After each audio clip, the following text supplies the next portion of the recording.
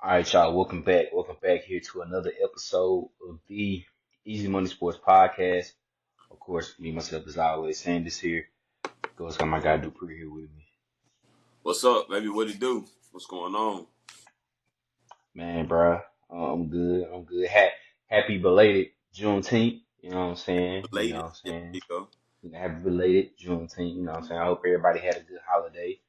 Uh, hope you enjoyed yourself. Whether you got some rest, keep it with your family. Yeah. Supported the black business.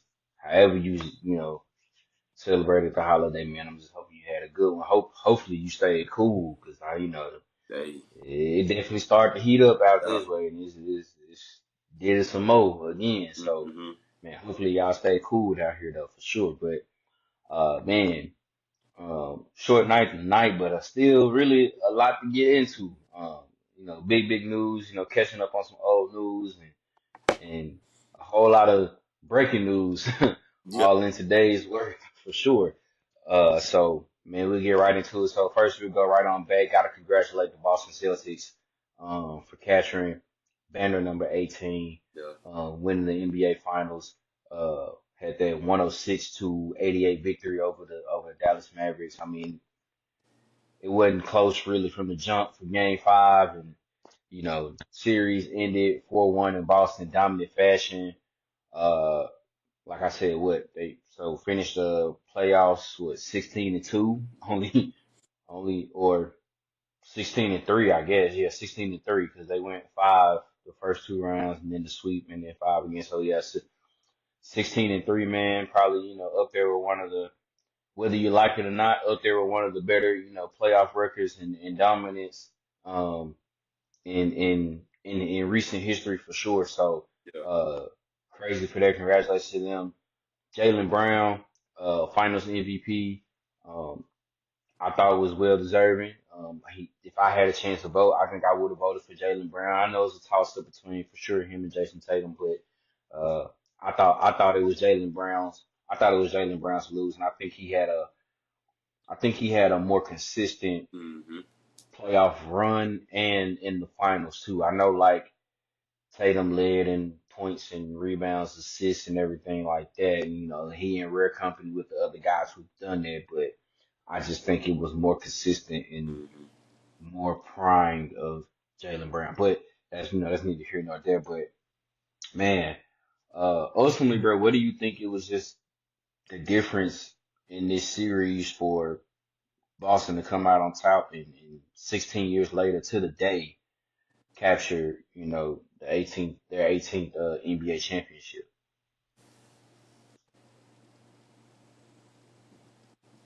Boston's energy, the best way I can describe it is almost like their desperation. Like watching Game Five, it just watching Game Five, but also watching them throughout the playoffs. They were. It seemed like they had six people on the court sometimes because they were just flying around, diving for loose balls, getting offensive rebounds. Like they were always on the move, always looking for that next play. How can I impact the game? What is the plays that aren't normal? They were making those routinely. I mean, you think about the amount of offensive rebounds that they got just throughout the finals. You seeing guys like Derek White, guys like Hauser, guys like Drew Holiday going and getting offensive boards and creating second, third chance opportunities to get points on the board for the Boston Celtics. And then I think that the two stars for Dallas, they didn't show up. They didn't have a night where they showed up together outside of Game 4. That's the only game where Dallas had both of their superstars show up. Um, Jalen Brown, I disagree. I don't think it was a toss up. I think Jalen Brown was clear, head and shoulders away the MVP of the finals. Um, I was sitting here. If they gave it to Jason Tatum, I probably would have turned the TV off. I'm not gonna lie. I was literally sitting here just being like, all right now, like do right, do right. Like it's Jaylen Brown. I get it. Those last couple of games, Jason Tatum had got it rolling a little bit, but it's what you said. Jaylen Brown has been more consistent throughout the playoffs, and he had been more consistent throughout the finals. Plus, he was tasked with the responsibility of having to guard Luka Doncic. So not just what you're doing on the offensive side of the ball, what you're doing defensively as well. And I couldn't be happier for him. I am glad that the Boston Celtics, finally got that monkey off their back, and all the questions of can Jason Tatum and Jaylen Brown, can they do it? Can that work? Obviously, they silenced that. I shout out Joe Mazzulla on the last episode, if I'm not mistaken, and he did a phenomenal job with this basketball team after being really ridiculed after last year, having lost to Miami and then coming back, and all they did was come back and be the best team in the NBA from wire to wire. And so they submitted one of the this one of the better seasons that we've seen in a long time. This is one of the best teams that we've seen in a long time. Like I said, from wire to wire, I don't know when the last time a team was pronounced as the best team in the NBA from opening day and held that mantle all the way through to the finals. I don't know when the last time that's happened. So congrats to the Boston Celtics. Like I said, banner 18. And those boys are young. We'll see. Tatum is about to get paid, obviously. We'll see, can you keep Derek White, Drew Holiday, can you keep some of those guys? But it's scary to think what could happen, especially if Porzingis can stay healthy. He didn't play in a couple of these games, and they're still able to pull it out. So if he can stay healthy, they're gonna be tough. They're gonna be tough. So congrats to the Boston Celtics. Yeah, I think it was I think they just had a certain focus.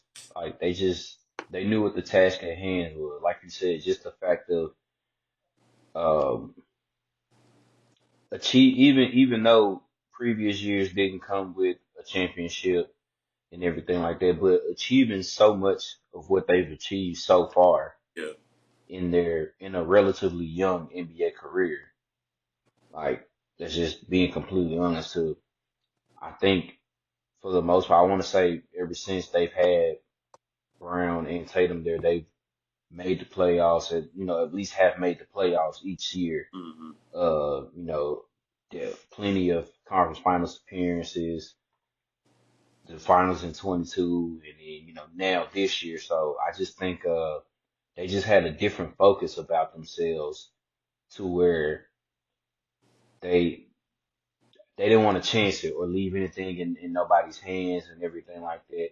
And just because of the fact that, like what you mentioned a couple episodes ago, when we first saw the finals kind of happening, was like, well, do you trust Boston because of just how many times they've Yeah, gotten down to this road, and it seems like they should be the team to do it. They should be always one of those teams in there and do it, and they lose to a 8 seed Miami, or they lose into they up 2-1 on Golden State, and they look like they might have this in the bag, and they just tumble down towards the East. So yeah, I feel like you can't fault anybody for saying what they've had said about the team because those are the facts.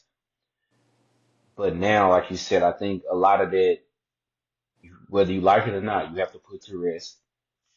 Um, whether you don't like the Celtics or not, I don't think, which me personally, I never do anyway. I don't think I ever would put an asterisk or try to say how much of this championship is really a championship earned. Oh, it's a championship earned. yeah, You don't play 82 games in the regular season and also dealing with that in season tournament that they had and going through the regular season, the ups and downs today, even though they had a very successful, regular season, there were a few times where you see them like, okay, it's looking like the same old Celtics. What's going on? Like you don't go through all of that, get the number one seed in your conference, the best record overall in the league without that being earned. And then going your way through the playoffs without that being earned. I don't care that there was no Jimmy Butler. I don't care that Donovan Mitchell got hurt. I don't care that Tyrese Halliburton got hurt. Just to be honest, I mean, it's kind of like we said before in previous episodes. I know I said, I mean, they were going to be favorites in any one of those series anyway, Yep. just because of, like you said, how deep they were, how the guys are playing, how they just meshed well together. It's just, I mean, it worked for them, right? And, just that. And, they can't control what happened over there in the West. They can't control that the top four seeds all got knocked out Mm-hmm. by the time they got there and they ended up dealing with a fifth seed Dallas. I mean, because you could say the same thing about Denver last season. They can't help that they ended up facing an eight seed and not a Boston, not a Milwaukee, not a Philly. Those teams that were the higher seeds in the playoff last season. I mean, it is what it is, but they were dominant. I mean, like you said, I agree. It's been a while since we've seen it where the team who was deemed the best, should be the best, had the best record, go through and do what they do and win the championship. It's been a while. I probably would say maybe probably those Miami teams, maybe just Yeah, because to a certain maybe extent, one of those Golden State. or and maybe go to state just But because of you know. yeah, But even then, if you even want to go by the record, I don't think those two times where they do with the Steph, KD, and Clay. I don't think even then they never had the top seed in the West that I can recall. I feel like other teams. might have had. Hey, I know Houston had it. I know Houston had it one year, and Mm-hmm. that was that and that. So it's just like you said. It's been a while since a team who we were like, okay, they should be the best. Is going to be the best, and they'll be there. Has done it. So I don't think it's surprising. I'm not gonna call this. And like I said, I think a lot of folks that's saying it, obviously they're Laker fans or they just don't like the Celtics. They're gonna say, oh, this was the actual Mickey Mouse championship. They didn't have to play anybody. And I'm just like, I have to call BS on that, bro, because it's like I don't want to hear it. they were gonna be the favorites in just about every series up until the finals, depending on who they were gonna play. Yeah, And even still, then they probably they had a what I'm saying, they had a fighting chance. And I mean, I also think you got to look at it the fact like, yeah, the Stars did what they had to do, but it also helped that other guys definitely chipped in. I mean, we didn't expect that game one performance from Kristaps Porzingis. I didn't see it coming. me neither. I didn't see him playing alone. I Yeah, yeah, I didn't see it coming, and I mean they just they had to make sure they made sure that other guys stepped in and night out, and like I said for Dallas, it's just unfortunate that you know their stars didn't have consistent games together besides that game four, and in a way you can kind of say that was too little too late, unfortunately. But I mean, all in all, I think an excellent season from the Celtics. I mean, a great season for the Mavs too. I mean, yep. I know it didn't end it the way they wanted to, but at one point they were looking like they was just trying to fight just to make the play in, Mm-hmm. and made a few moves and went on a run, did what they had to do, man. Got rid of, got out for real. A lot of the top dogs, man. I mean, didn't know if they were gonna get past the Clippers. And once they did that, didn't know if they were gonna get past OKC. Didn't know if they were gonna get past Minnesota. So it Yeah, was just like, they did what they had to do, man. And it'll be interesting to see what happens here next season. That's gonna roll along because the draft's gonna be next week. Free agency starts in a couple of weeks, so or about a week and a half. So it's just it's gonna get the rolling too. So yeah. I don't know. It's interesting to see. Do you see? Obviously, they have a chance. They being the Celtics being a chance to be in a running to repeat, but we've seen here it's been what, six championships, six different champions the last 6 years. We haven't seen anybody go back to back now since those Steph, KD, and Clay Warriors. We haven't seen nobody go back to back since then. So on a scale of 1 to 10, how much do you give it a shot of Boston chances of repeating? I say probably about a six, 5, 6.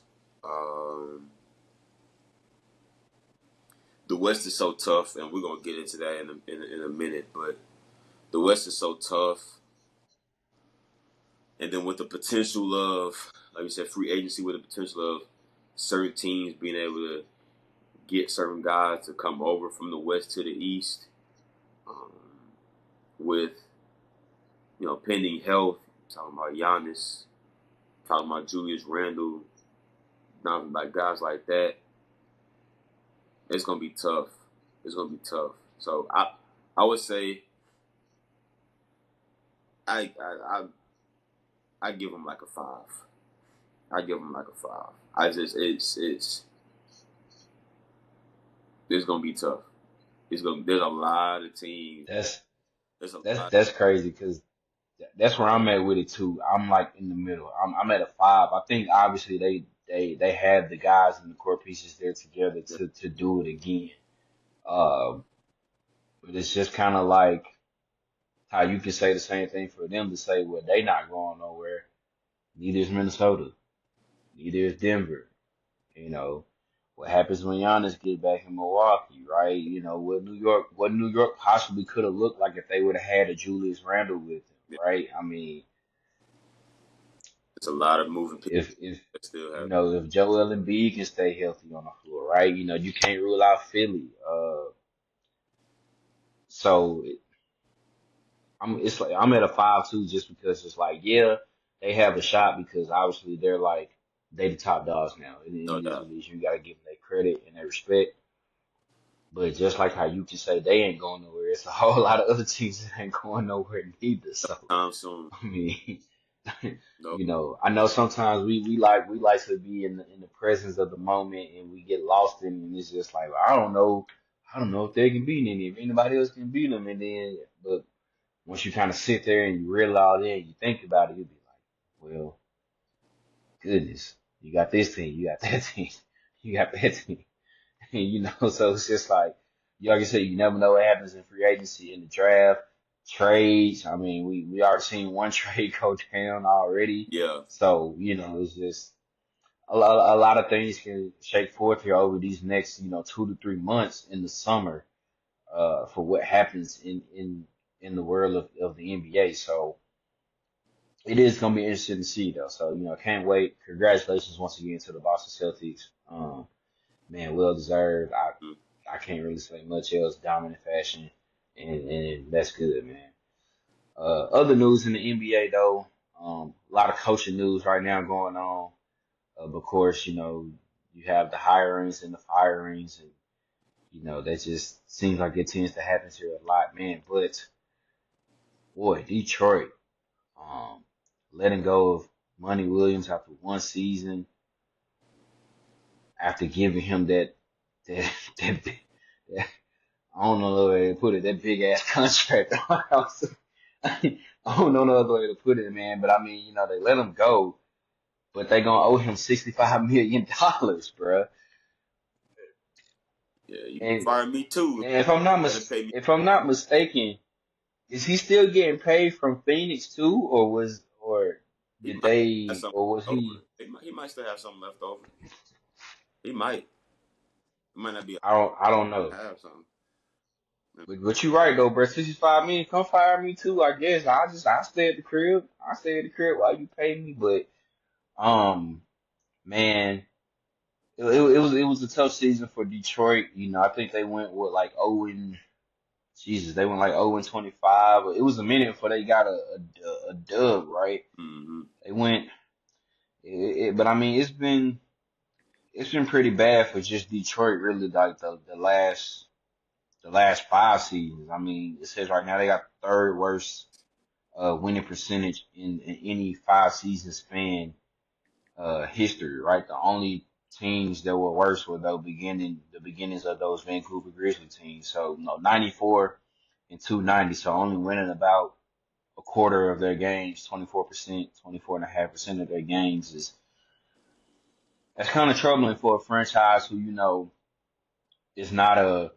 obviously you don't put them up there with probably like, the Bostons, the LA, and possibly even like Chicago, Philly, Golden State now, Chicago, just because of how many championships they won. But Mm-hmm. you also can't rule out the fact of the impact that Detroit has had on the game of basketball, right? I mean, think about the Bad Boys Pistons winning they two championships back in the what was it late 80s, early 90s. Mm-hmm. That 2004 Pistons squad who put a drubbing on the '04 Lakers when everybody thought it was theirs to take.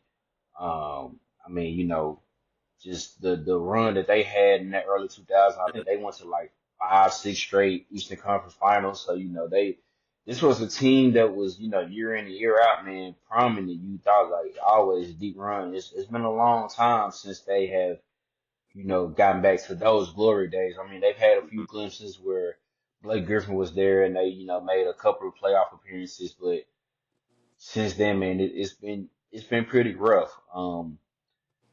I don't know. What do you make of the way now how they're which is the NBA really in general, not just Detroit, just the NBA in general, how the leash is just so quick on these coaches and they're like okay with doing a buyout. I mean Milwaukee's kind of in the same boat. I think they're still paying Mike Budenholzer some money from his contract being in Milwaukee. You definitely I know they're still paying Adrian Griffin, gotta be because it was just his first season. Yeah. And on top of that, you got Doc, so you got to pay Doc too. It's just like you sitting up here paying three different coaches, and only one of them is coaching for you. Like, so what? What do you think is going on right now on how like these just the leash for some of these coaches right now is just so short, and they're just not giving um or fresh shape? Do you think part of that is kind of just like a rift between coaches and management on how they may want the team to be ran, or is it just the pool of players that's coming in, or the lack of like veteran leadership? Like, what do you think is playing a part to where the coaches just is not getting as much of a pass or much patience as they used to before to kind of build the team and construct it how they want to themselves? Yeah. Well, so first, Monty Williams, he's not getting paid by the Suns anymore. He had a $20 million buyout, so they bought him out his contract for 20 mil. Obviously, the Detroit Pistons are paying or buying out his contract for 65 mil. Um, I think what's going on in the NBA right now.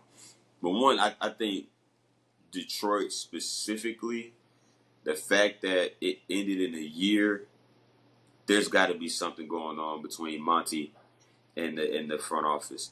You not if they fired him because they didn't win, please look at the roster. That's You insane. tell Yeah, you tell me what he was supposed to do, and I'll just leave it at that. I think what's going on in the NBA, the players have so much power and say so. That's why Adrian Griffin got fired. Giannis Cole, they won the championship with Mike Budenholzer. Giannis and Mike, whatever. I don't know what was going on, but there was a rift between Giannis and Coach Budenholzer. Get him out of here. So the front office is like, okay, well, we're Giannis. He's our guy. We want to keep him happy. And he says, hire this guy. They sign off on Adrian Griffin. They hire Adrian Griffin. Then he and Adrian Griffin are not meshing well. Okay. In the middle of the season, let's boot and get rid of Adrian Griffin. As he, if I'm not mistaken, at that point, I think Milwaukee was like 2 seed or what? Like I believe they were 2 seed in the Eastern Conference when they fired him. It was right at the All-Star break, right before it. If you want to go down to Atlanta, Nate McMillan is the interim coach. They go all the way to the Eastern Conference Finals. Within 2 years, Him and Trae Young aren't seeing eye to eye. Nate McMillan's gone. It's a trend. Players have a lot. Look at the Lakers. Darvin Ham. Look at the Lakers with Darvin Ham. The Lakers are solid. They got a solid squad. They made it to the Western Conference Finals last year. But like I said in the group earlier, we'll get to that, but they can't beat Denver. They have not beat Denver in like 3 years. And they got smoked in the Western Conference Finals last year, and then they got smoked again this past year. They don't have a roster to beat Denver. And we can say whatever we want to say. We know why Darvin Ham got fired. We know why. So I think that the players have a lot of say so. The stars have a lot of say so in who they would like to be their coach. And these front offices are capitulating to the players because people aren't walking through the turnstiles and paying tickets to see the coach. I'm going to a Milwaukee Bucks game to see Giannis. I'm going to a late game to see LeBron and AD. I'm going to name a place. Wherever. I'm going to Golden State to see Steph. I'm going to Atlanta to see Trae Young. Like Memphis to see Ja. Minnesota to see Ant Edwards. I'm going to see the players. And so, especially for some of these smaller market teams, you want to continue to have that hype and bring that revenue in. Well, I got to keep my guy. Milwaukee losing Giannis is back to the dumpster fire. I got to be able to have my guy. So whatever I can do to keep him happy, that's what we're going to do. And if that means we got to get rid of an NBA champion as a head coach, that's what we'll do. If we got to get rid of a guy because they're not seeing eye to eye, that's what we'll do. That doesn't seem like the case with Monty Williams. I thought when Phoenix let him go, I thought it was a mistake. I thought that Phoenix didn't do right by Monty Williams. And then this with Detroit, it just seemed like there were some butting of the heads. And they fired a man on Juneteenth, man. They messed up. They fired a man on Juneteenth, bro. Early on Juneteenth, too, like 9:30.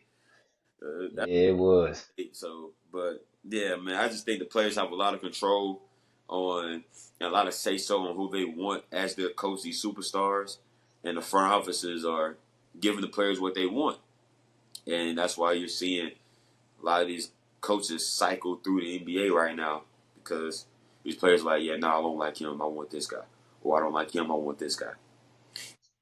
So I think that's what's happening right now. So do you? I'll pose one more question, and then we'll move on. Do you think? Because when you some of the coaches that we're naming here, besides Darvin Ham, when we talk about Coach Monty Williams, Coach Nate McMillan, they're kind of the I guess now you would kind of say they're more of like the old school type of coaches, right? Yeah. So do I think that's kind of where it kind of goes back to your point, right? Is it more so just because of the way that their coaching style is and how it's old school and the way these newer players are now? It's just isn't meshing well, so that's why you kind of see maybe they kind of a lot of coaches or a lot of franchises want to try to find, you know, the younger Mm-hmm. type of head coach or a coach that just or a coach that I guess that will adapt to what's going on now in the NBA. Do you think that's really where? That's the word. I believe Yeah, as a coach, you always have to be able to adapt. If you can't adapt, then you will not be coaching for a while. You won't coach because it's different. The guys at the college level, they're different, and especially in basketball, these dudes are going to school for 1 year and coming out. So you're getting guys that are 18, 19 years old.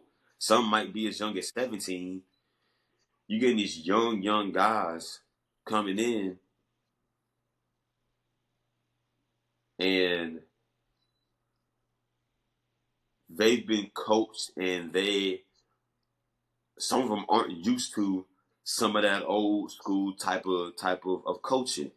And so you can be that guy, you can be that coach, the old school, hard nose, this is how we do things. You can be that guy, but you have to find a new way to convey that and get your guys to believe and play the way you want them to play. It can't be, it's not, now more than ever, it's my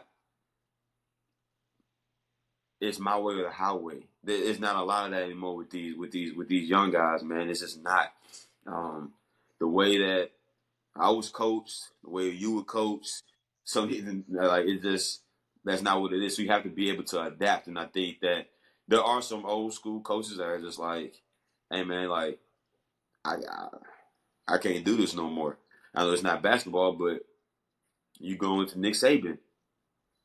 Yeah. Why Nick Saban left the game? Nick Saban would be coaching right now. In which I think he kind of did adapt though, He but started to, but and that's a yeah, yeah, because he was just done. He couldn't the recruiting deal. He couldn't deal with that, anymore, and I can understand that. But yeah, there's definitely you have to be able to adapt and evolve and move forward and continue to revamp how you do things, how you convey things to these guys because their attention spans are shorter. All of our attention spans are shorter, but their attention spans are shorter, and it's just it's a different day and age, and so yeah, that's definitely playing a part.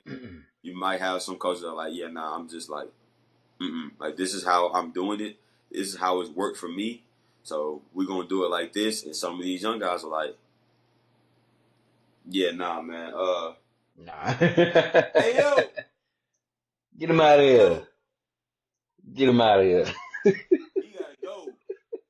He gotta He go. gotta go, or man, Nah. y'all send me, Oh, I'm going somewhere. I'm yeah, going somewhere else. yeah, y'all send me somewhere, man, cause yeah, this ain't yeah. Yeah, they gonna be like, who you want? You want me or you want him? Yo, You all right, cool. Let's make sure you want yeah. You want me or you want you him? let me know. Who want somebody gotta stay, somebody gotta go. What we doing? Yeah. So I think that's what I think that's part of it, man. So um, I hate it because I do think Monty Williams is a good coach, man. But that's also part of the business, man. Sometimes it's Yeah. you get the short end of the stick, man. It's tough. It's tough. So Yeah. Yeah, definitely. I mean, I think it's gonna be interesting to see what happens up there in Detroit. I mean, they got some young pieces there, right? I mean, obviously, Kay Cunningham, Jaden Ivey, hmm um, Doran. Well, interesting to see what happens with that. Obviously, there's something maybe brewing up that way with him, but yeah, we'll see. But I mean, it's just I think it's kind of more so now when it comes to like these jobs like that and some of these places, it's like who wants to take it because of all of this what's going on, the hit, like how bad it's been, the turnover, hmm you know, let's be honest, misses on some of these draft picks and trades is just or signings is just, it's whatever. Kind of leading into the next thing here, which now we know who is finally going to be the head coach of the Los Angeles Lakers, and now it's JJ Redick. 4-year deal. I don't think the numbers have been announced or anything yet, but for a no, 4-year deal, I mean, I haven't seen anything. But I mean, a 4-year deal to go coach the Los Angeles Lakers. So JJ Redick leaves from ESPN and being a commentator. Just got done really hearing him commentating at the NBA Finals, and now I'm going out to be the next LA Lakers head coach. Um, which we kind of talked about, in previous episodes when they were hearing about Dan Hurley the Lakers trying to get Dan Hurley to come to LA and leave UConn, and now they end up going with JJ Redick. Um, I guess, How do you think this will work? How would this mesh? Do you think it'll work?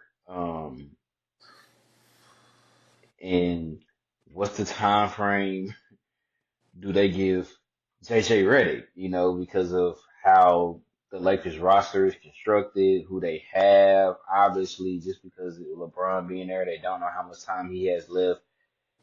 You know, this is in a way they still want to be, of course, in win now mode. But as you were alluding to earlier, we're talking about the Western Conference here. So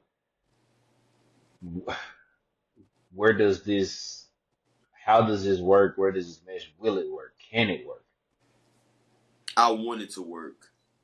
I want it to work because I like JJ Redick just from hearing him on TV, watching him on TV, whether it be him doing his thing, commentating, or when he's on First Take or some of these other shows. I like listening to him because he doesn't take any crap. He's gonna go back and forth. He's gonna let He's a straight shooter. for sure. He's gonna let you I know mean, when he was that's what that was his game anyway. But that's yeah, it. he's a straight shooter. Um, so I hope it does. I don't know if this is the best situation. There's a lot of factors, man, that go into this. Well, let's elephant out. Let's just elephant in the room. LeBron got his boy. Okay, let's just call it what it is. Okay, he got his guy. He got his boy. They start the podcast, and then all the grumblings begin of, is he gonna be the head coach? And then Dan Hurley is like, yeah, nah, I'm going back to UConn. Give me a third. So they're like, okay, Talu's already locked up. Everybody else keep talking about JJ Redick. Okay, let's JJ Redick. JJ Redick. LeBron, JJ. Okay, all right, cool. JJ Redick. Yeah. Yep. I just you mentioned winning. They are not in a position to win, in my opinion. The Sports Goonies, I know that wasn't a popular opinion that I had in there because it was said if you have LeBron and AD, they're always in championship consideration. My retort to that is they can't beat Denver. If you can't beat Denver, you're not in championship contention. I don't care who it is. If you can't beat the Denver Nuggets, in my eyes, how do you match up with Minnesota? Because this Minnesota was built to beat Denver, and that's what they did. Literally. Literally, Literally. that's what they. If you can't beat Denver, what you doing with Minnesota? What you doing with Oklahoma City? What you doing with Memphis when Ja Morant gets healthy? What you doing with the Clippers when they open up? We'll see what happens with them free agency wise. But what you doing with the Clippers? What you doing with Sacramento? What you doing with New Orleans? Like LeBron, AD, and then who? Then the next part of this is they're drafting Bronny. They're going to draft Bronny. It's going to happen. They're drafting Bronny. They haven't signed LeBron yet. They haven't signed him yet. Frenzy, whatever they got to deal with that. But they're going to. There's no. It would be. I would literally laugh out loud if they were to get JJ Redick to be the head coach and LeBron signed somewhere else. But he's not under contract right now, so he can do and go wherever he wants to go. But they, as presently constructed, they do not have a roster to compete for a championship. And you mentioned how much time. The Lakers are about winning championships. The worst thing that could have happened for the Los Angeles Lakers and for the new head coach, the worst thing that could have happened was the Boston Celtics winning the NBA Finals. That's the worst that could have happened. The worst. Because you wanted 2020 to tie it up. The fact that they just won and got banner number 18, now it's a race to go and tie it up again. And you don't know how much longer LeBron's going to play. LeBron might have 1 to 3 years, maybe. He might have 1 to 3 years left. So that window is not big. And like we mentioned, Boston not going nowhere, Milwaukee not going nowhere, Philly not going nowhere, Minnesota, Denver, Golden State, Oklahoma City, not Golden State, excuse me. Um, Denver, Oklahoma City, New Orleans, Memphis, Sacramento, the Clippers, they're not going anywhere. These teams are young and hungry. They aren't constructed to win, and I don't know. I don't know if 1 or 2 pieces gets them over the hump. So I hope that it works out for JJ Redick. To me, this is just another play of this is just another way you seeing LeBron being able to get what he wants, which what we mentioned earlier. We talked about earlier, talking about saying how the players have control. Come on now, do we even have to ask if LeBron signed up on that? Do we even have to ask that question? Come on now, we don't have to ask. Well, he probably gonna say he had no say so or Come no on, man. influence Come in on. it though. That's what he gonna say. They started doing a podcast with 2, 3 months ago. The man, the head coach of the Los Angeles Lakers now. So you can say that all you want to, man. We know what's going on. We know the count. So um, Type. I hope it works out. But in 3 years, LeBron retires in 3 years. He's retiring with 4 championships. If he's staying on the Lakers, like I just don't see it. I just don't see it. So I hope it works out for JJ. I hope that they give him a chance to coach and to actually build and do the necessary things he needs to do to build a winning team. I think the Dallas Mavericks are a great example of that, sticking with Jason Kidd and being able to allow him to do what he needs to do and get his team to the finals. But yeah, I just don't see it. I don't see it, man. The West is so loaded. The West is so loaded, and the Lakers are one of the older teams in the West. These young boys, man, they ain't playing. They are not playing at all. And yeah, and a lot of those teams aren't going. It's So I hope it works out for JJ, but I just don't know. I don't know how much winning they're going to. I say winning for the Lakers. Winning means a championship. Let's just like right. I say Right. winning. The Lakers means championship. That don't mean play in playoffs. That means championship. The Boston Celtics have 18 now. What are you going to do? What are you going to do? Once again, that's the worst thing that could have happened for the new head coach of the Los Angeles Lakers was for Boston to win banner number 18. So I hope it works out. I hope it works out, but I mean, I do too. I hope it works out too. I guess my main concern would be, or my biggest question that I would have is, will Rob Pelinka and Jimmy Butler, will they let JJ Redick really take control of how he wants the roster put together, yeah, who he wants to bring there, or will they want to try to have an input on what they think and what they want or what they believe should be there for the Los Angeles Lakers? Because that's gonna be a thing, right? Because I kind of think that was what was going on, and I'm not 100% sure, but this is just what I think. I think that's why we got to the point of Darvin Ham getting fired, right? I mean, the staff is kind of put together. Like, yeah, he put it together, but at the same time, Palinka had to say so, Bus had to say so. Okay, this is what you need. This is what you need to bring in. And it's like, okay, are you the coach or is he the coach? yeah, What are we doing? So mhm, I wonder if they'll let him be in JJ Redick get that full control, or at least, what I'm saying, just let him see how he wants to construct the roster once they yeah, figure out what it is. Because we know that's the main issue, like you said. Yeah, there's LeBron. Yeah, there's AD. But after that, consistently, who is that after that? Yeah, Austin Reeves has his glimpses.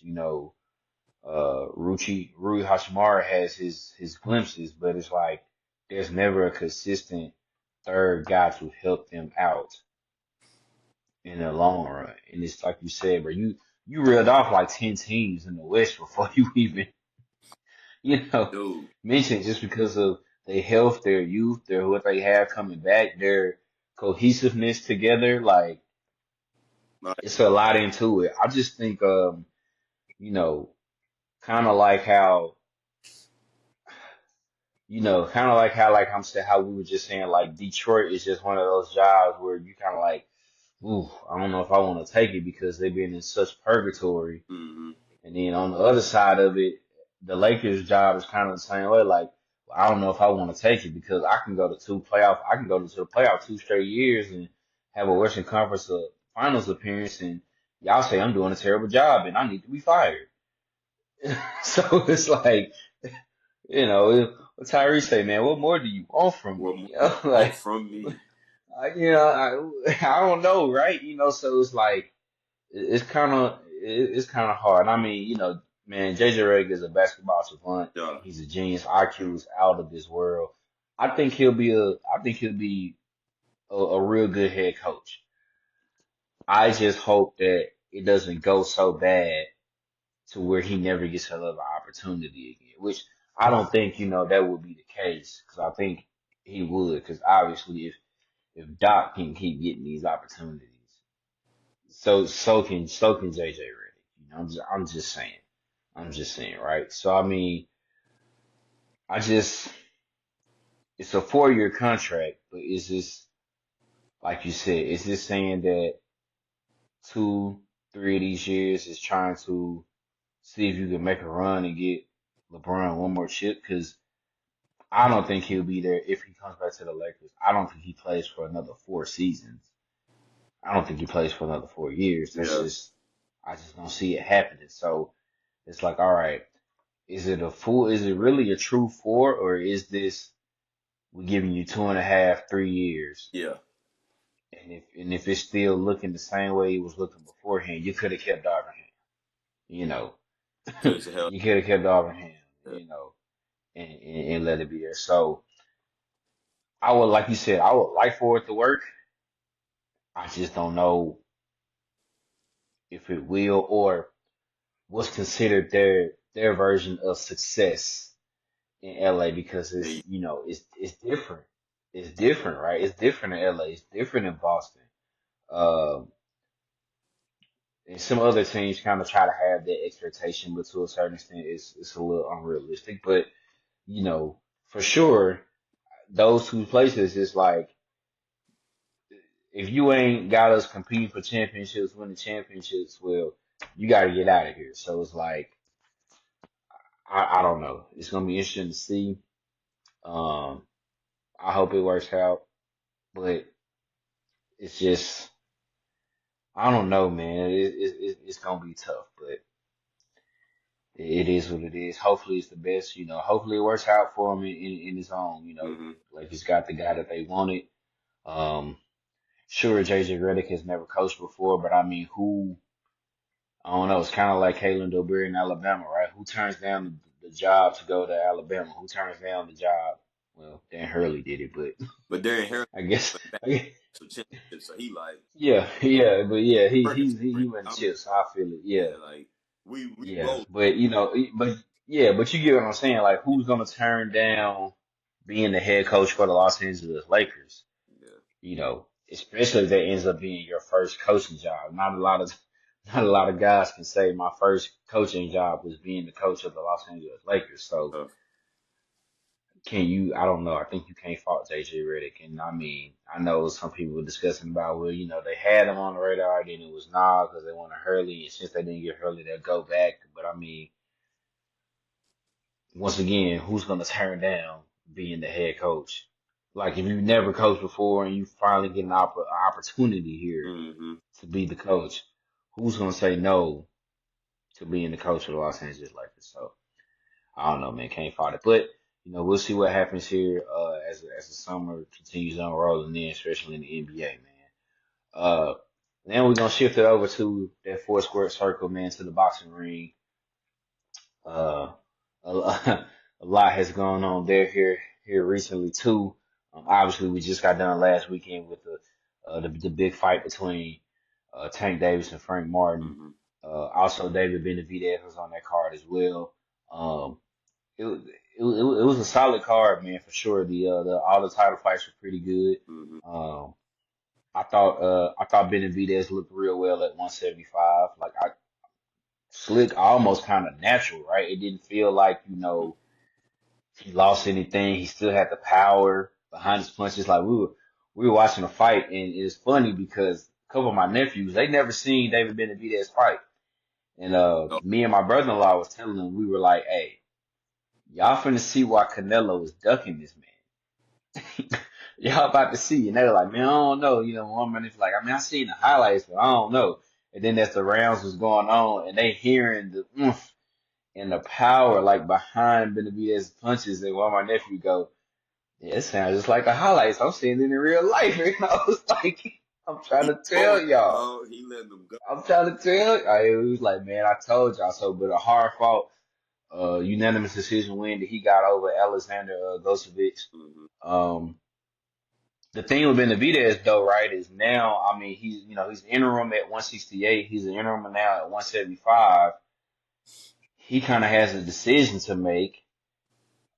He's kind of being forced to pick either 175 or 168. Does he go back down to 168 and see if he can finally get that fight with Canelo, or does he stay at 175 and wait for Arthur Bivol and Yeah. well, I'm sorry, Bivol and Benavides to fight each other as they fighting for a unification bout at 175 and face the winner of that. So he has a big decision to make. What's the route do you think he should probably And take? Do you tell think he should? Canelo to come outside. Hey man, it's hot out here. Come out. This is my thing I about want him it, to right? fight Canelo, man. I want him to fight Canelo. Yes, I think Canelo is not yes. fight him, unfortunately. So I would say do the 175. And he said that. He said it. He was like, Canelo, he's ducking. He doesn't want to fight. So that's why I'm doing the 175. So I think that's the game plan for him to just go 175 because Canelo doesn't want the smoke. But Cause yeah, how I long can you keep waiting? keep hearing you talk about I'm ducking you. Like, all right, come on. Like, I can't keep like I'm ducking you, and now you going to another weight class, and you still saying I'm ducking you. I'm ducking you, so that's why you leaving the weight class. Like, yeah, nah, you gotta come on. But I think the play is just 175, man. I don't think he's coming out.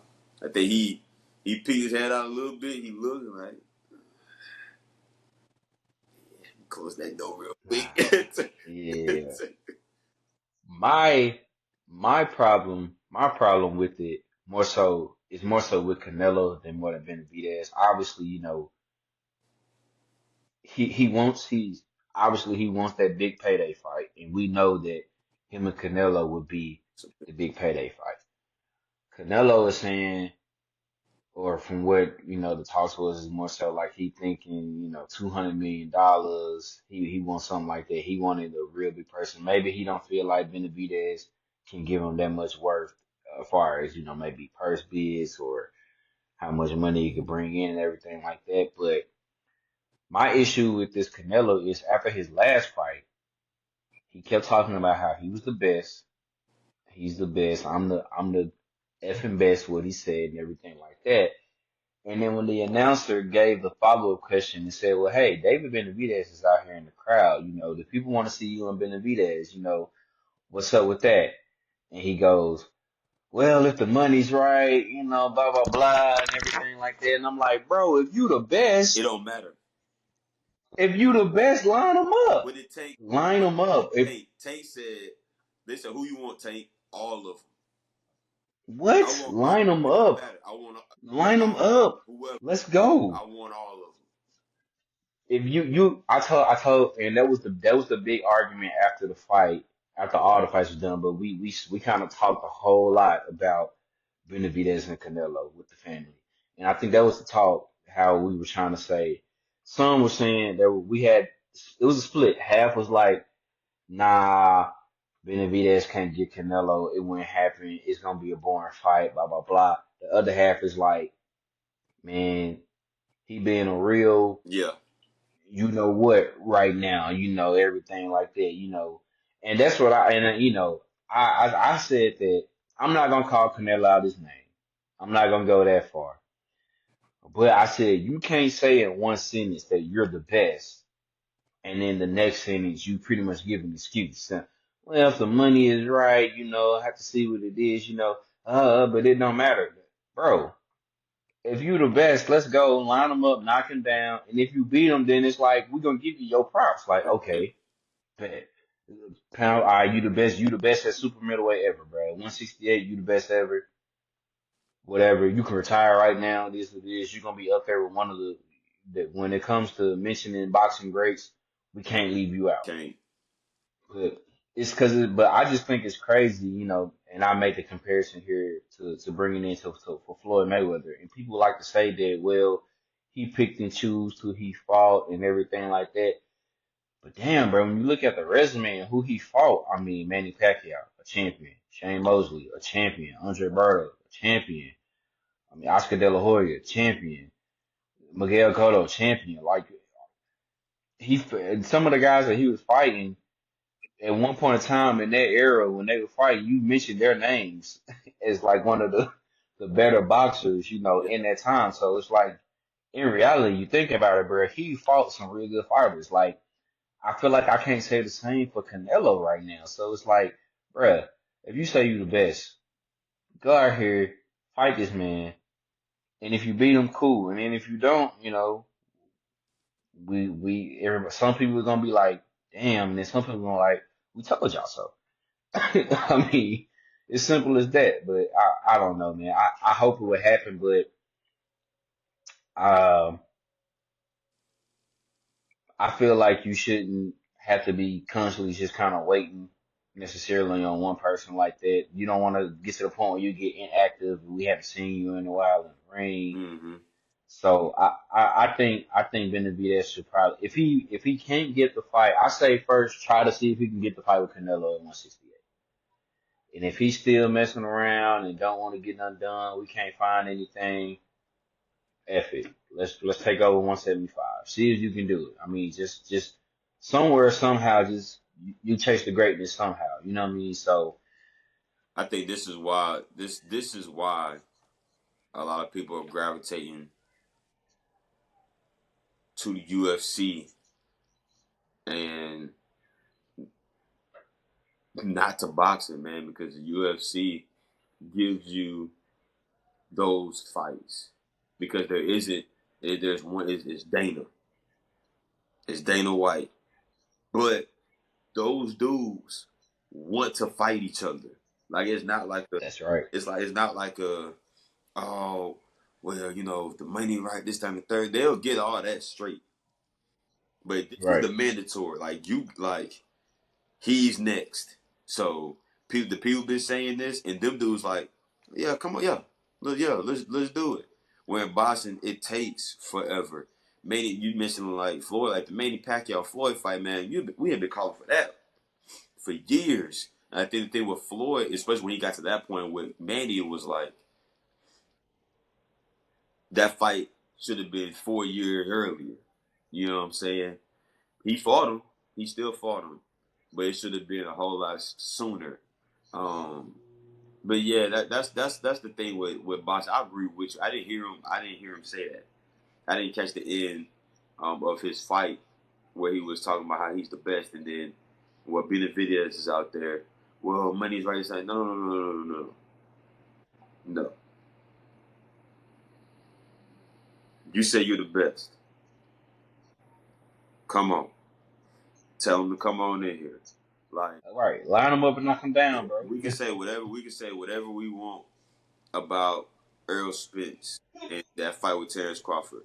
But Errol Spence said, I'm gonna unify. I'm gonna get all these belts, and then I'm coming to get yours. I'm gonna get these three, and once I get these three, just know, here I come.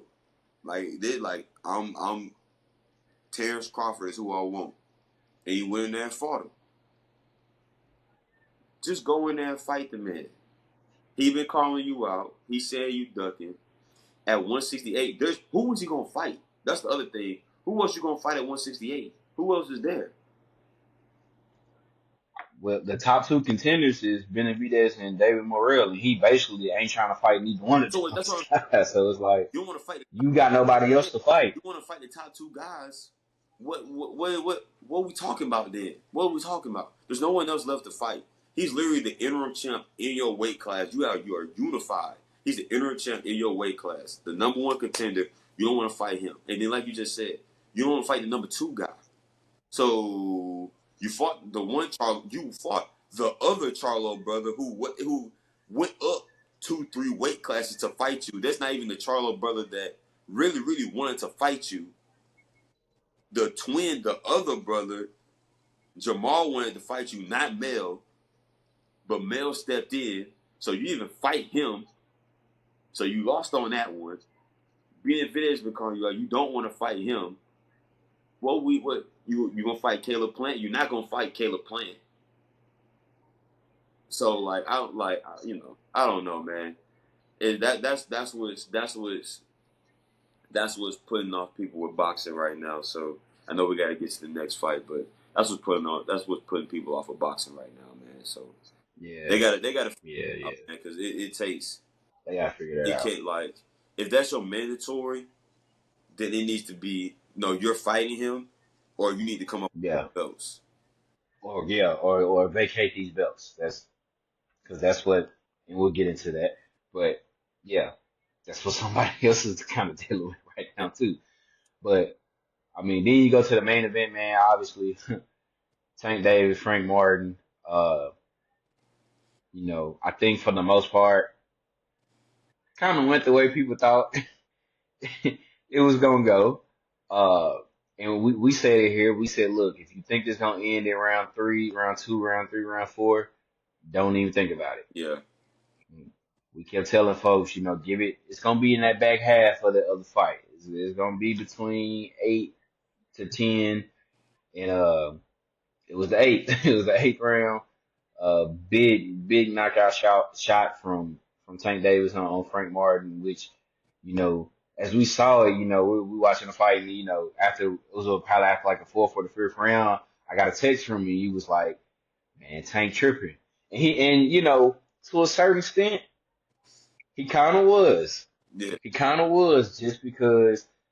I know like he takes slow starts to get a feel of the fighters those first couple of rounds, and then he kind of goes from there. But it didn't. It kind of felt like a part of like a little bit of rush, mm-hmm. but then plus Frank Martin's game plan was working the way he wanted to No work. doubt. But the thing was kind of like what you said, right? Can he stick to it, and how long could he stick to it? And it was working, especially the first 2-3 rounds. It was like, okay, it's working. And I just kept telling the fam, I was like, it's working, but can he keep this up for 9 more rounds? Every time the round kept, can he keep this up for 8 more rounds? Can he keep this up? Because it was like eventually Tank gon' here he come. Tank was coming, and you seen it. I would say even so you saw it a little bit towards the end of the fourth round, because I guess that was the swing round because for the judges, when the scorecards officially came out, they had Frank winning the first three, but every round after that Mm-hmm. was the Tank. I have to probably go back and rewatch it, but I thought Frank won the first 4 rounds. So yeah, I thought he did enough in the fourth. I guess that fourth one was kind of tough to judge, but I thought he did just enough in the fourth to get it. But I think from the fifth round on, it was mm-hmm. it was it was Tank, right? And I mean, you saw it as the shots started coming, the way that like Tank was cutting the ring off, and Yeah, getting Frank back in the corner, and it was just like, okay, bro, you need to get out that corner, you need to get out from ropes.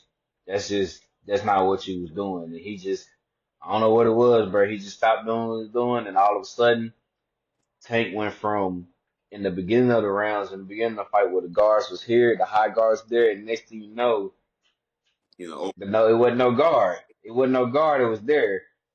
And I can't remember which round it was. I don't know if it was after the fifth round or after the sixth round. But he said in his corner, him being Tank, he was like, it's over. And I was like, what? I thought, what the hell is this man talking about? And there it was. Vicious combination. Man. It started with an uppercut.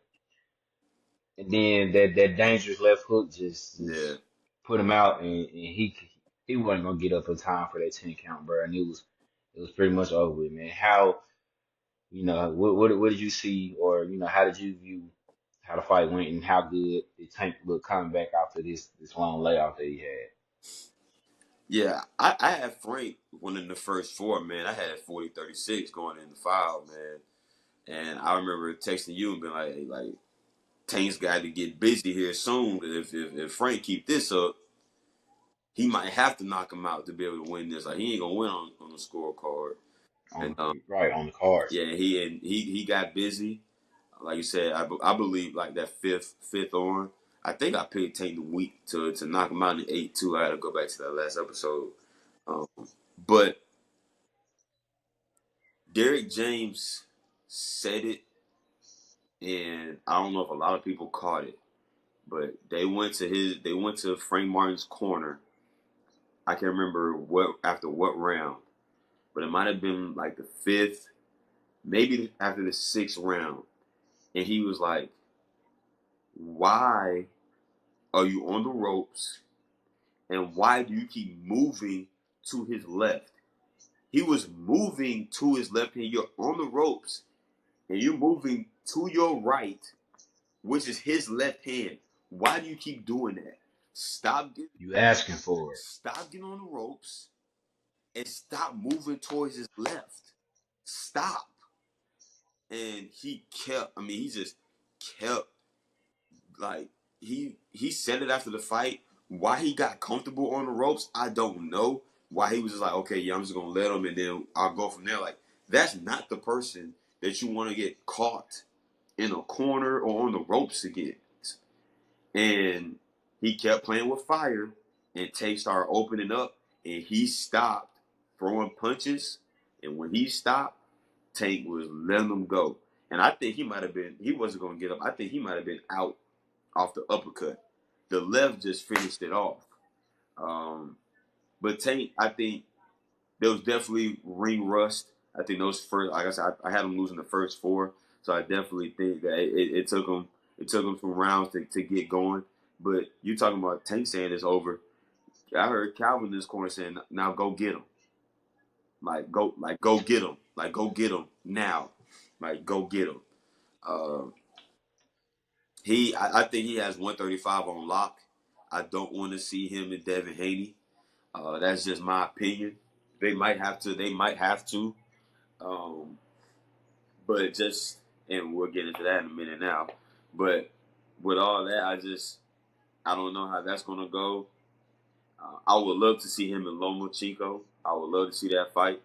Um, but the difference between with Tank, I don't think I have to worry about him ducking smoke. They kept asking him after the fight, who do you want? Who would you like? They talk about Loma, they talk about Stevenson, like who he like all of them, line them up, all of them, whatever makes sense, bring them on. November, December, whatever it is, bring it. So, um, yeah, I think he's got that division on lock and key right now, and it's tough. People keep bringing up the Frank Martin did look drained um, at the weigh-in. It's tough though. Tank walks around. He walks. Tank's not a big dude. He walks around. Yeah, He probably naturally around that weight. 140, maybe at the max Yeah, 145. Like he's not a big dude. So you have these other fighters, these big dudes that are fighting them. They walk around 150, 160 to drop down to 35. It takes a lot, man. It takes a lot out of you. So Um, but I would love to see him fight Lomachenko, Stevenson, Teofimo. I love Teofimo Lopez. Like Teofimo would get in there with him. If that, Devin Haney, like whoever. But Tank is like whoever, whenever. Let's get it. So great performance by him, and then great. Obviously, you don't want to get knocked out, man. But Frank Martin was doing his thing, man, until he strayed away from the game plan. Yeah, And when you're facing guys like that, when you're facing a guy like Tank, you got to stick with it. You can't get comfortable and say, "Oh, okay, this is working. Let me start to get cute and do." No, no, no, no, no. Just keep doing what you're doing, because at some point, the beast is gonna wake up. So you need to put as many rounds in the bank as possible. It was like, okay, the only way he's gonna beat me is if this dude knocks me out. So he didn't do that, and he paid for it. He got that experience now. You mentioned that some of that inexperience, he's got that experience now, and he can learn from it, take it on the chin. And sometimes, man, you need that L to kind of breathe a little bit. You undefeated. Winning these fights. Sometimes you need that L to kind of, okay, I've lost. I got that one out the way. Like, kind of let that pressure off. So, um, great fight by Tank, man. I can't wait to see him get back in the ring again. yeah, for sure. I think what I saw saying they were trying to get something set up to where it possibly be Tank and Lomachenko. Yeah, Um, I pay to see that. I pay to see that for sure. It'll be interesting because I think Loma will probably try to do the same thing that Frank tried to do, but he'll do it a little bit better. yeah, Um, but he is older. Um, yeah, how much does that play into a factor and everything like that? Somebody in my family said they think the only guy who could really probably get him being Tank would be probably Shakur, just because his style is kind of almost like Frank too. Like it's more so like he won't. Obviously, he don't have the power to knock him out, but can he keep it on the cards? I mean, because it seemed like that might be the only way that you can maybe get Tank is you got to try to see if you can get him on the cards. But even that's tough. I mean, it's a lot of avenues he can go, right? Honestly, I think, like you said, I mean, yeah, he might only have the WBA, but I think 135 for sure runs through Tank, um, because so many avenues he can go, right? I mean, like you said, Loma, Shakur, um, I don't want to see him trying to fight Devin, but sure, Devin to Teofimo if he wants to go up at 140. Uh, I mean, if he wanted to do a rematch with Pitbull, yeah. because that was probably his toughest fight. Yeah. So I mean, he has a lot of different avenues he can go to. You know what I'm saying? And I think that's what you kind of want to be in that position to do.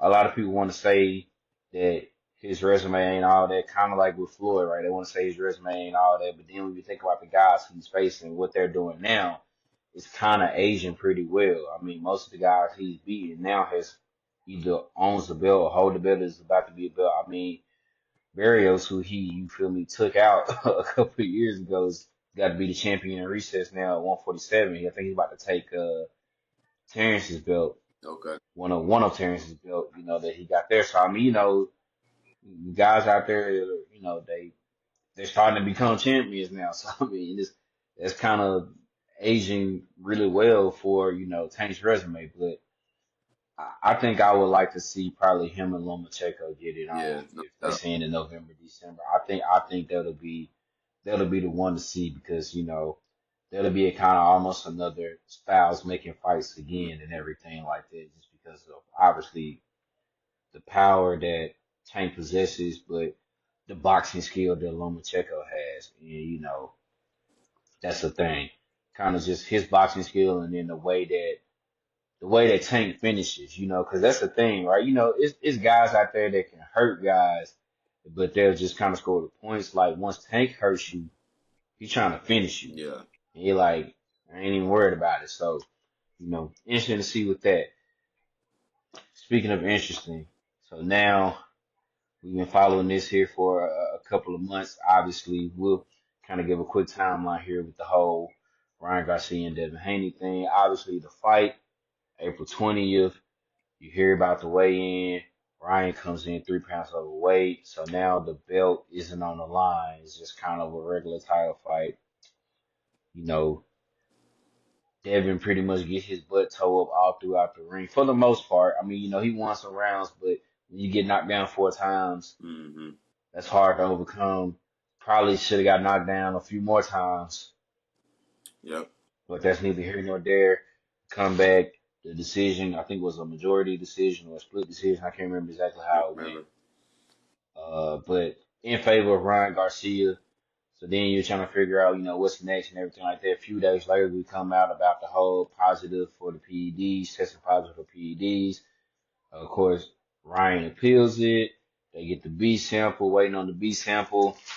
The B sample comes back positive. So now we're like, okay, so what's going to go on and everything like that. So, well, they come to having where Ryan gets his 1 year suspension, um, loses $1.2 million. Mm-hmm.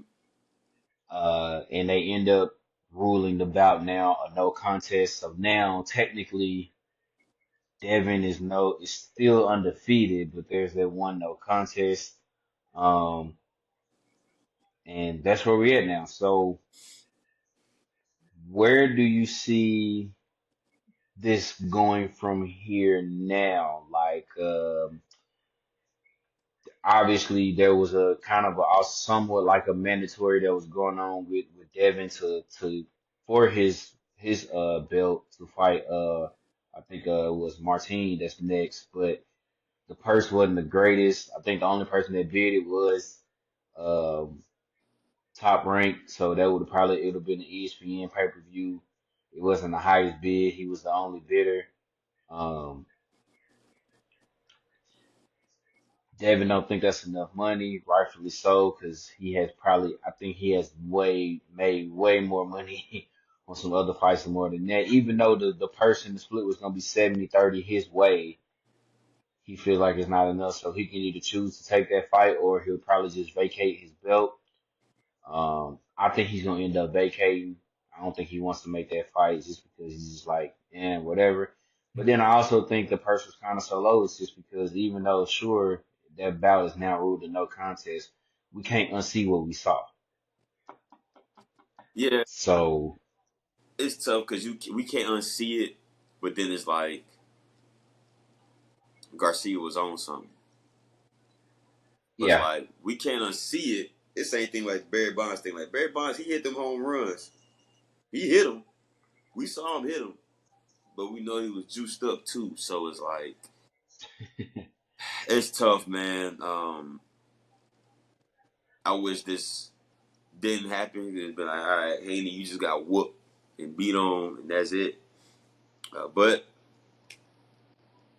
like you said, the main sample came back positive, and then he went appeal, and the B sample came back positive too. So it's like, hey man, like you was doing this, you had this in whether you knowingly you did it or not.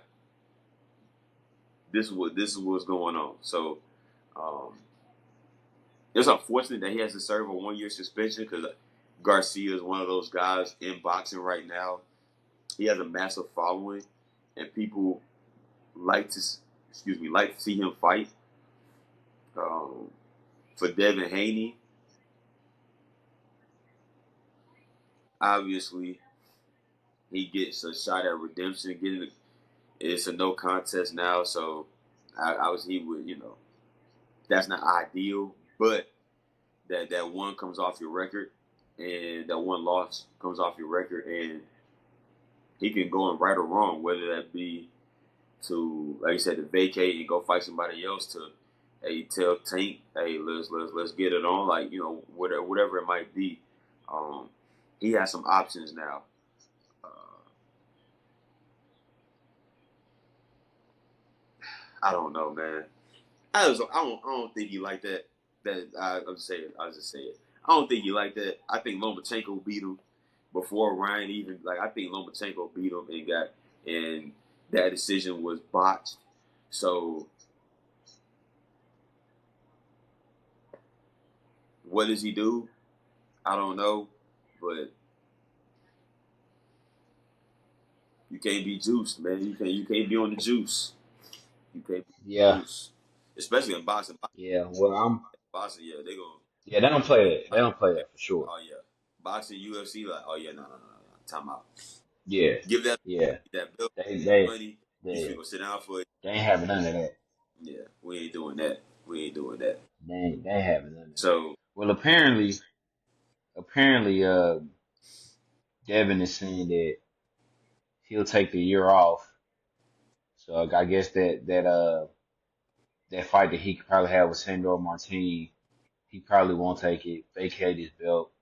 I mean, technically he has been unified before, so I guess he done won all the belts before, or in his maybe not at 135 or 140, but he's done it before, and it is what it is.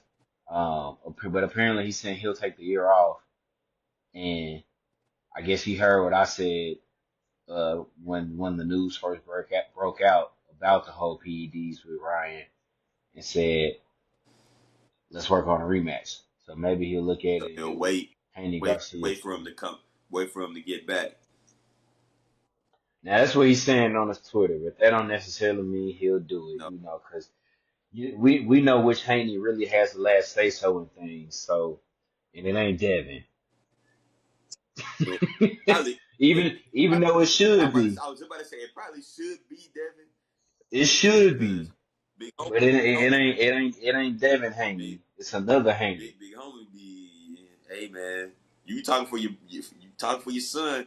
You don't gotta get in there and take them punches, dog. You're not the one that's getting hit. I'm the one that's getting hit. Quit talking. Hey man, quit talking to them folks. Good. Please, please. KG was talking about he talking about a story with Jordan.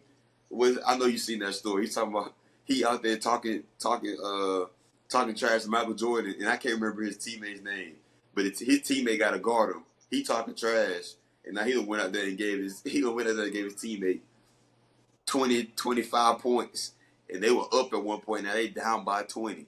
Like, hey man, so quit talking. You don't got to take this man. Quit talking, I do. please, Leave him alone. He was please. cool until you started. Just stop. Oh yeah, he gotta. I'm the one getting hit, pops, not you. I get you believe it, Right. but let me do a little bit of that. Let me do a little bit of that. But we'll see. He might. I could honestly see him doing that. I could honestly see him sitting down, chilling, and be like, all right. Once he's back, once he's reinstated, let's run it back. But we gonna make sure you clean, and we'll see what's up.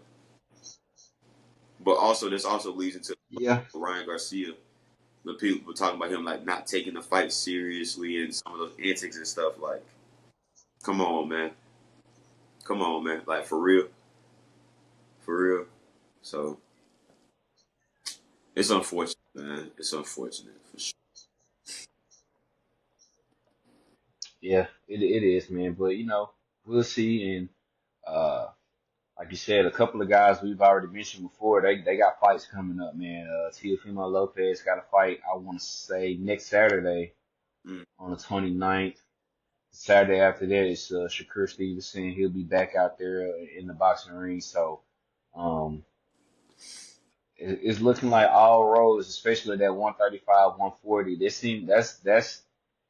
That's where all the hype is right now. yeah, It might be right now where all the hype is in boxing. One of the better, if not one of the better, if not the best divisions yeah. right now in boxing because of just all the star power that it has there. So um, can't wait to see what happens with that, man. But as we get ready to wrap up another episode, uh, you got anything else you want to say to the people, man? Continue to stay safe, stay healthy, stay prayed up. Talk to your loved ones. Text them, call them, call them. Don't text them, call them. Uh, and just continue to support the podcast, man. We appreciate it. I know I appreciate it. Um, it's kind of that time of the year where things are going to die down, especially with basketball being done now. So, um, but just continue to support the podcast, man. Stay safe, stay healthy, keep progressing and growing, and we'll see you next time. Yeah, same for me as always too, man. Just continue to support the podcast, like and subscribe to the YouTube channel, follow us on the social medias. Just continue to support us, man. We appreciate it. We appreciate the love. Yeah, definitely, man. Always check in on your loved ones, talk to them as much as you can, enjoy that time. Uh, Man, for those that's dealing with this heat wave and everything like that, man, stay cool, stay hydrated. Yes. You know, it's easy to for real. Like, and it doesn't matter what age we're talking about, the young and the old, man. It's easy to move around, do all this moving and stuff that you're doing in this 90, 95. Mm-hmm. Then when you add in the heat index, 100-degree weather, um, and before you know it, you out of gas. You know what I'm saying? And could be down for the count. So definitely, if you're outside working on some things or just, outside in general, just man, stay hydrated. Um, Man, love black women, cherish black women, protect black women.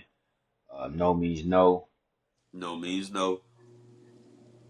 It's officially summer now. Today's first day of summer. It's officially summer, so we got to keep it cool in all areas, man. Keep it cool, keep it respectful Mm. in all areas for sure. Uh, Man, I know it's gonna be hard for some people because I know some people right now they think this is some downtime, and to a certain extent it is when it comes to some of these sports, man. But hey, you still got the WNBA going on. You still got Major League Baseball going on. The Olympics will be here next month. So we count down. We count down the time, man. Oh man, I almost forgot. Shout out, well not shout out, but kind of also just kind of man, get well soon. Big recovery. Cameron Brink Ah, yeah. tore her ACL. Yeah. Um, she was gonna be on the 3x3 team in the Olympics. So kind of sad that she won't be out there to showcase her talent. But we wish for a speedy recovery for her, man. Um, Definitely. Yeah. Wishing her nothing Yeah. but the best for sure. She was having a real solid rookie campaign, man, for sure. Hate to see that happen for real, but yeah, man, that's kind of all I got too, man. Until the next time, this has been another episode of the Easy Money Sports Podcast. Peace.